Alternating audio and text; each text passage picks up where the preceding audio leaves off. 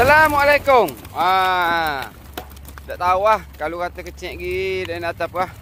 Allahumma salli ala sayyidina Muhammad wa ala ali sayyidina Muhammad. Ni untuk geng Untuk geng 2 hari bulan. Buang masuk kolam lah ke? 2 hari bulan 10 2025 di kolam Fazil Pintarjaya Nasi Dingin Kuala Berang Terengganu dah. Kita lepas ikan lebih kurang dalam setang 100. Setang lah kira. Kita kira setang ni kolam 1 dengan 2 dah. Kita main yuran RM100, 30,000. Mendapat ni lopok 5 ganda 5 ganda 5 360 dengan juara 31,000 dah.